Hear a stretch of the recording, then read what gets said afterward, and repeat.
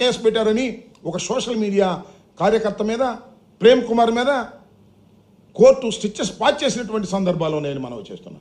కోర్టులు ఒక వైపున ఖచ్చితంగా చెప్తున్నాయి ఏమిటి అన్యాయం అని చెప్తున్నాయి. అవసరమైతే డీజీపీని కోర్టుకు పిలుస్తామని కూడా న్యాయస్థానాలు చెప్తున్నాయి.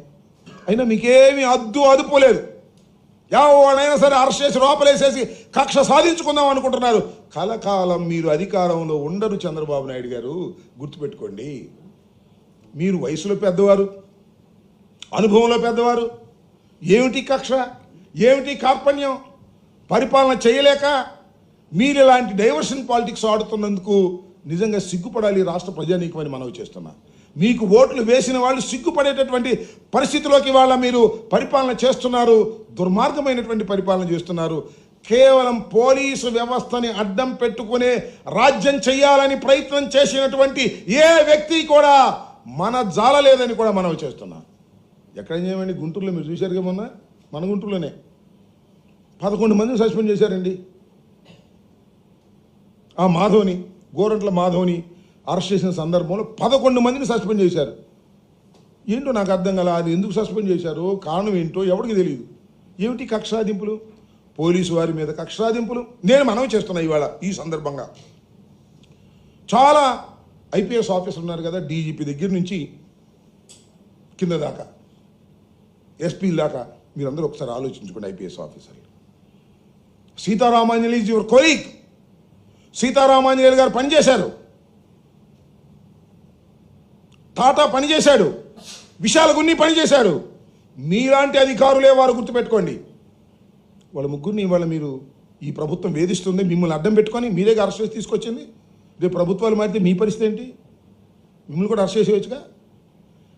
మీరేమన్నా చట్టాలకి దీనికన్నా పెద్ద ఈ సాంప్రదాయానికి అతీతులా మీరు? చెప్పండి, నేను అడుగుతా ఉన్నా. ప్రతి ఐపీఎస్ ఆఫీసర్ ఆలోచించుకోమని మనం చేస్తున్నా. మీ విధి నిర్వహణలో అరెస్ట్ చేస్తారు, మమ్మల్ని కూడా అరెస్ట్ చేస్తారు. చాలామంది అరెస్ట్ చేశారు కదా. జగన్మోహన్ రెడ్డి గారిని అరెస్ట్ చేశారు, అరెస్ట్ చేయలేదా? పివి నరసింహారావు గారి మీద కేసులు పెట్టారు, కేసులు పెట్టలేదా?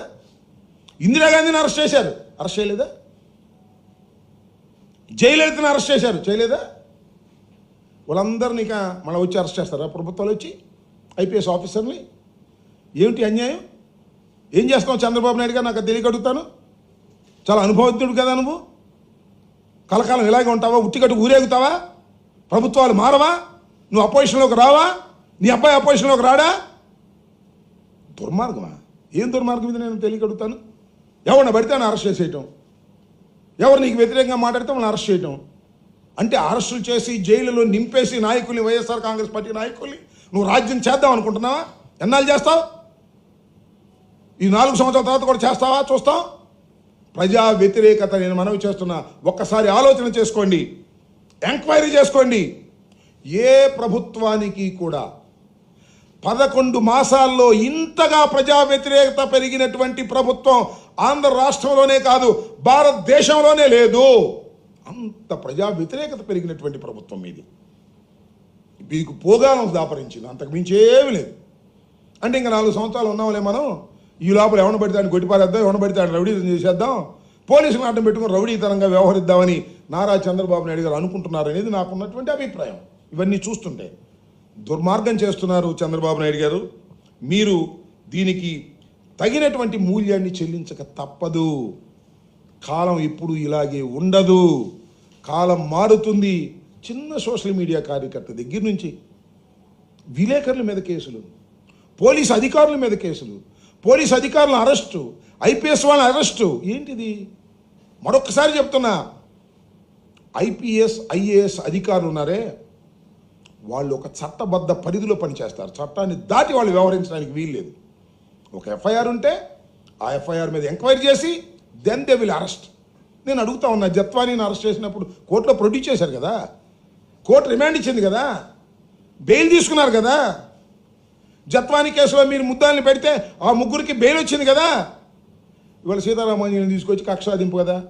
అంటే జగన్మోహన్ రెడ్డి గారి దగ్గర పిఎస్ఆర్ ఆంజనేయులు గారు ఇంటెలిజెన్స్ ఆఫీసర్గా పనిచేశారు కాబట్టి, ఆ ఇంటెలిజెన్స్ ఆఫీసర్గా పనిచేసినప్పుడు నన్ను అరెస్ట్ చేసి 53 రోజులు జైల్లో పెట్టారు కాబట్టి మొత్తాన్ని అరెస్ట్ చేసి పారేస్తా అంటే ఏంటి కక్షాదింపు చర్యలు నాకు అర్థం కాలేదు చంద్రబాబు నాయుడు గారు. ఇది చాలా దుర్మార్గమైనటువంటి పద్ధతుల్లో ఇవాళ చంద్రబాబు నాయుడు గారి ప్రభుత్వం పనిచేస్తుంది. నేను ఒకటి మనవి చేస్తున్నా, బాబు గారు, చంద్రబాబు గారు, కలకాలం ఇలా ఉండదు నాయన. దీనికి నువ్వు మూల్యం చెల్లించక తప్పదు. నువ్వు చెల్లించకపోతే మీ అబ్బాయి ఎక్కడికి బారు. ప్రపంచం చూస్తూనే ఉంది, ప్రజలు చూస్తూనే ఉన్నారు, చట్టాలు చూస్తూనే ఉన్నారు. అడ్డగోలుగా మీరు మీ మీద జరుగుతున్నటువంటి ప్రచారాన్ని, అంటే ఐ మీన్ మీరు అసమర్థ పరిపాలన చేస్తున్నారనే ప్రచారాన్ని, ప్రజల నుంచి వచ్చినటువంటి ప్రచారాన్ని, అమరావతిలో దోపిడీ చేస్తున్నారనే ప్రచారాన్ని, విశాఖపట్నంలో దోపిడీ చేస్తున్నారనే ప్రచారాన్ని, మీ శాసనసభ్యులు ఎక్కడ పడితే అక్కడ లూటీలు చేస్తున్నారనే ప్రచారాన్ని డైవర్ట్ చేయడం కోసం అధికారుల్ని అరెస్ట్ చేయటం, స్కాములు లేకపోయినా స్కాములు ఉన్నట్టుగా సృష్టించి వైఎస్ఆర్ కాంగ్రెస్ పార్టీ నాయకుల్ని అరెస్ట్ చేయాలనేటువంటి ప్రయత్నం. కాకాని గోవర్ధన్ రెడ్డి గారిని అరెస్ట్ చేయాలి, మిథున్ రెడ్డి గారిని అరెస్ట్ చేయాలి, ఎవరినైనా అరెస్ట్ చేసేయాల్సిందే. అందరిని అరెస్ట్ చేసి జైల్లో పెట్టాల్సిందే. జైల్లో నుండిపోతామా వారు? జైల్లో చచ్చిపోతామా? మమ్మల్ని అందరం జైల్లో పెట్టి జైల్లో చచ్చిపోతామా? రాదా బెయిల్? సంవత్సరానికైనా వచ్చేదిగా బెయిల్. ఏంటి అన్యాయం, దుర్మార్గం. చంద్రబాబు నాయుడు గారు, నేను మనవి చేస్తున్నా, చాలా తప్పు చేస్తున్నారు చంద్రబాబు నాయుడు గారు. వయసులో పెద్దవారైనటువంటి మీరు, 75వ పుట్టినరోజు జరుపుకున్న మీరు గుర్తుపెట్టుకోండి, దీనికి తగ్గ మూల్యం చెల్లించక తప్పదు. జాగ్రత్త అని కూడా ఈ సందర్భంగా నేను హెచ్చరిస్తూ ఉన్నాను.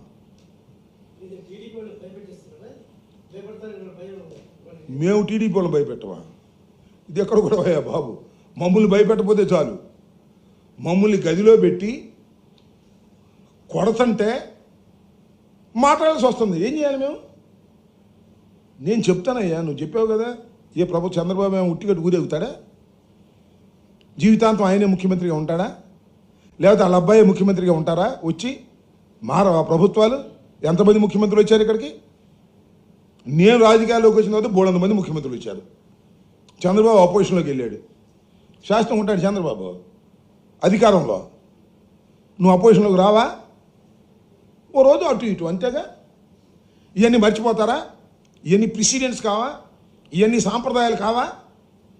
ఏంటిదని అడుగుతా ఉన్నా. భయపెట్టవలసిన పరిస్థితిలో మేము ఉన్నామా? భయపడాల్సిన పరిస్థితిలో ఉన్నాం. భయపడాల్సిన పరిస్థితిలో ఉండి గుండె ధిటవ చేసుకొని రాటు తేలుతున్నాం. మిలిటెన్సీతో ముందుకు వచ్చేటటువంటి పరిస్థితి మీరు కల్పిస్తున్నారు. అది గుర్తుపెట్టుకోమని మనం చేస్తున్నాం. ఓకే,